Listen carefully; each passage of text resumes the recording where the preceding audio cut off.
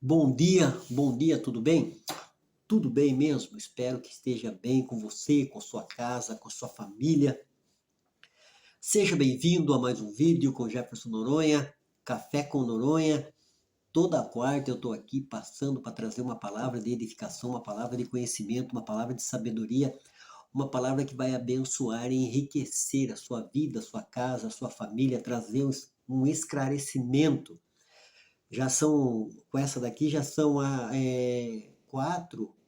quarta-feira que eu estou falando a respeito do estado intermediário. O estado intermediário, ele que vai da morte à ressurreição do corpo.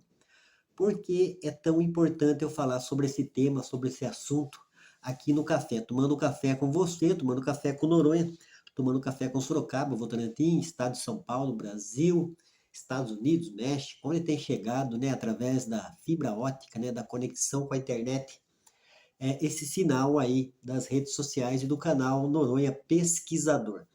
É importante porque nós vemos, através de uma cosmovisão cristã, uma visão bibliocêntrica da palavra de Deus, os ensinamentos do Evangelho, né, os ensinamentos da Bíblia Sagrada num todo, do Velho, do Novo Testamento, e, em suma, os ensinamentos de Jesus. Jesus é o nosso Salvador, Jesus é o nosso reconciliador, Jesus é aquele que traz a vida eterna, e é Jesus que fala a respeito do estado intermediário. Tanto é que nós vamos ler, nós vamos discorrer dentro do texto. Vamos tomar um cafezinho, olha, um cafezinho aí.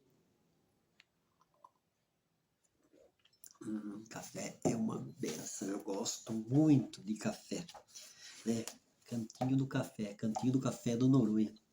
Hoje nós vamos abordar, então, como eu falei, nós estamos falando sobre escatologia bíblica. A escatologia bíblica que trata das coisas futuras. E o estado intermediário é uma, né, das doutrinas, das disciplinas a respeito da escatologia, sobre as últimas coisas.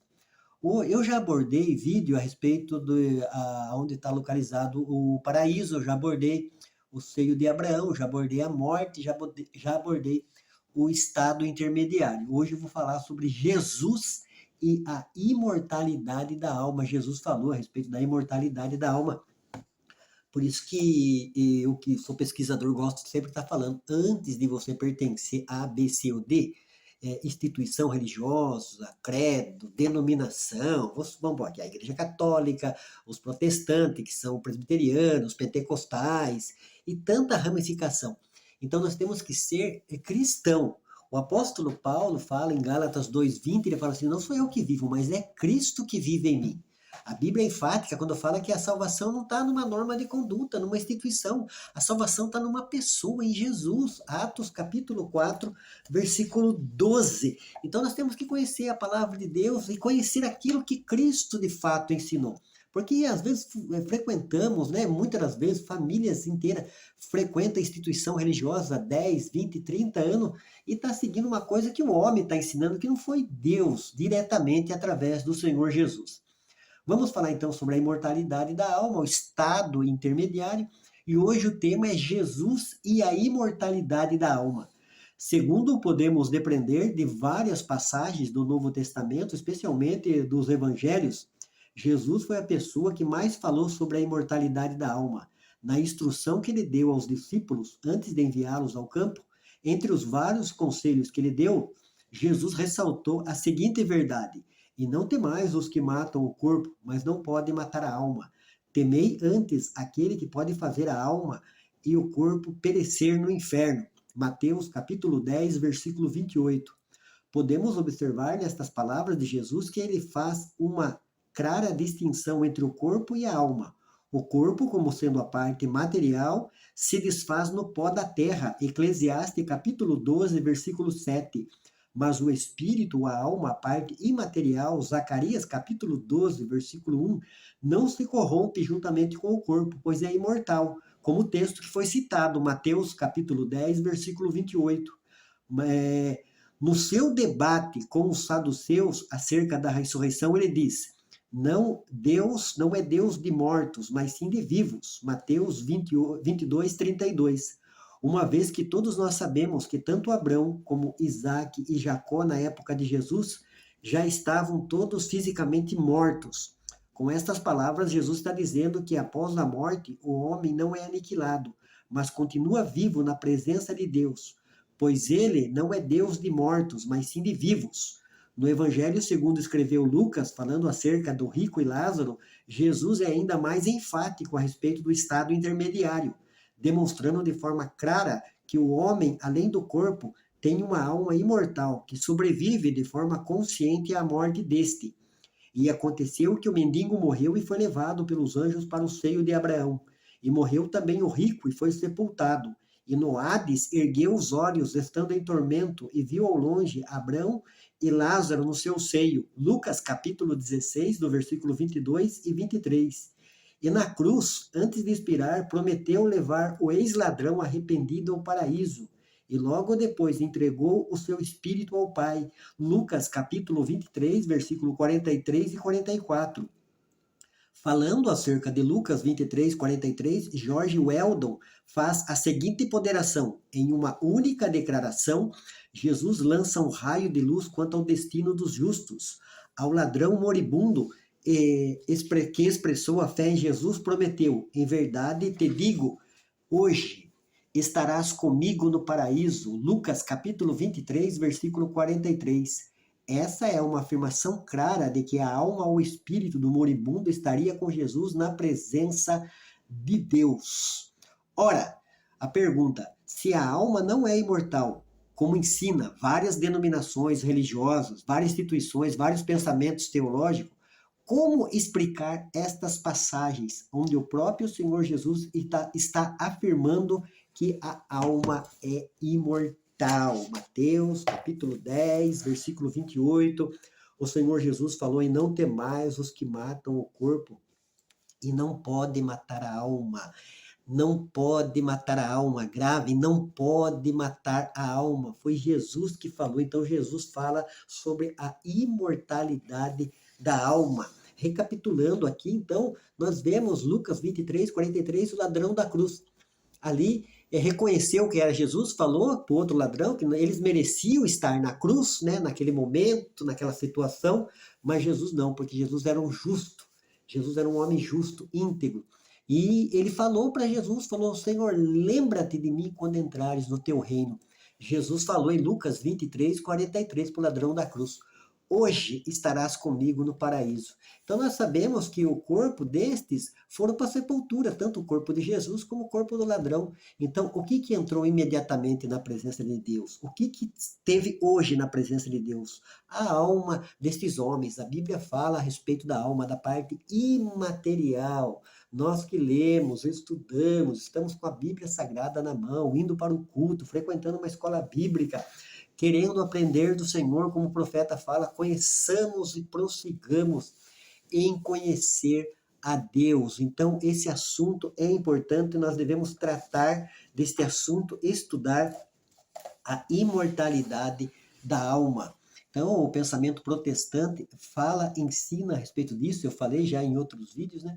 E Jesus também fala e ensina a respeito da imortalidade da alma. Nós vemos, né, a parábola de Lucas, capítulo 16, do versículo 19 ao 31, onde nós vemos que os homens morreram, o rico morreu e Lázaro morreu. E a Bíblia fala, narra, o Senhor Jesus falou esse texto, foi o Senhor Jesus que falou. Então falou que eles continuaram com consciência, né? Eles continuaram vivos. A morte não é aniquilação. Então nós vemos que Jesus, quando falou para o ladrão da cruz: hoje estará comigo no paraíso, esta é uma afirmação clara de que a alma, o espírito do moribundo estaria com Jesus na presença de Deus. Terminando, que esse café vai ser meio rápido, né? Eu estou falando sobre Jesus, que Jesus ensinou a respeito da imortalidade da alma. Ora, se a alma não é imortal, como explicar estas passagens, onde o próprio Senhor Jesus está afirmando que a alma é imortal. Vamos ler a palavra, vamos estudar as doutrinas, vamos estudar a respeito do estado intermediário, da vida após a morte. A vida tem sentido, né? O ateísmo, a sociedade, essa salada de ideologia, salada cultural que existe na sociedade, fala que a vida não tem sentido, então tem que viver de uma maneira desregrada. Não, a vida tem sentido. Jesus deu sentido às nossas vidas, trazendo vida eterna, trazendo perdão de pecado, trazendo a esperança, né, de uma vida com Deus, na presença de Deus. E na maior prova disso é o ladrão da cruz. Aqui em Lucas, no capítulo 23, versículo 43. Segundo podemos depreender de várias passagens do Novo Testamento, especialmente dos Evangelhos, Jesus foi a pessoa que mais falou sobre a imortalidade da alma. Na instrução que deu aos discípulos antes de enviá-los ao campo, entre os vários conselhos que ele deu, Jesus ressaltou a seguinte verdade: e não temais os que matam o corpo, mas não podem matar a alma. Temei antes aquele que pode fazer perecer a alma e o corpo no inferno. Mateus 10, 28, nós vemos uma esperança, uma rica esperança, e nós vemos também uma tristeza, uma amargura, um desespero para esses que não têm esperança. Você acha que os apóstolos, os discípulos iam dedicar toda a sua vida a viver sobre tortura, perseguição, morrer como mártires? Foi o caso de Pedro, Tiago e João. O apóstolo São Paulo, tanta perseguição, tantos açoites, né? Morreu decapitado, segundo a tradição. Mas é lá em Timóteo ele fala: eu acabei o bom combate, eu acabei a minha carreira, eu guardei a fé, eu sei em quem eu tenho crido. O apóstolo São Paulo pregava esta rica esperança. Nossa esperança é Jesus. Nossa esperança é crer que nem Estevão, morrendo apedrejado, olhou e viu o céu aberto e Jesus à direita de Deus Pai, né? Falou: Senhor, né, recebe o meu espírito. Então Jesus entregou o espírito, Estevão entregou o espírito, a parte material. Então o homem não é só isso aqui, ó, não é só matéria que vai putrefar, vai debaixo da terra. O homem tem uma alma imaterial, essa alma é preciosa. Foi para esta alma, né, para este ser completo que é o ser humano, que Jesus morreu na cruz do Calvário e trouxe redenção, reconciliação, perdão de pecado, perdão da dívida que era contra nós.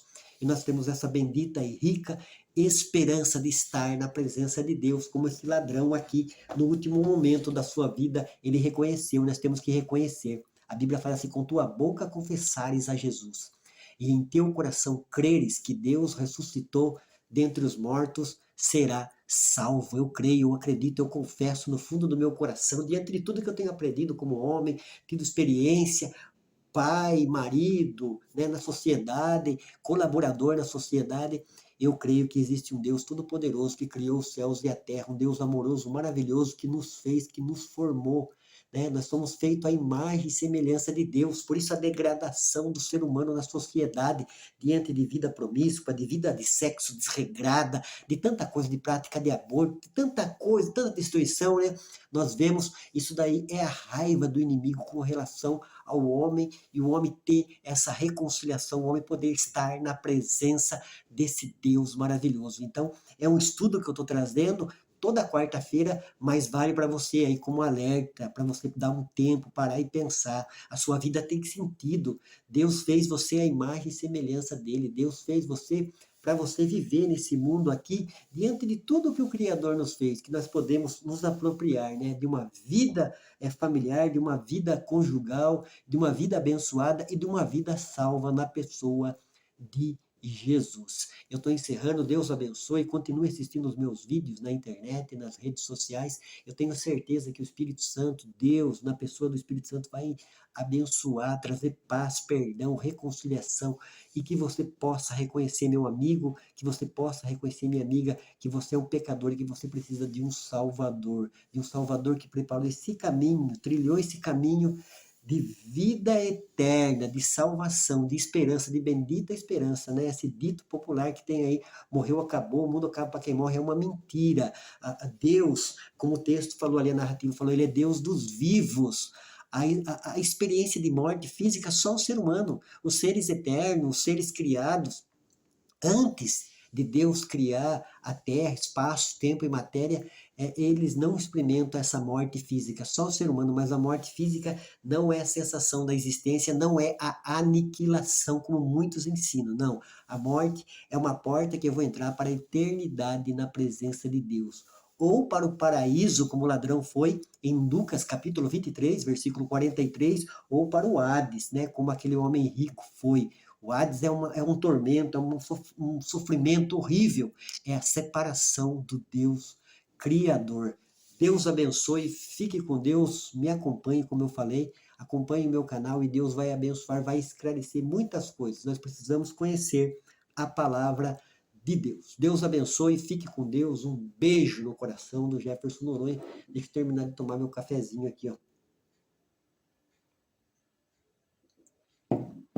Café com Noronha, toda quarta e todo domingo. Deus abençoe.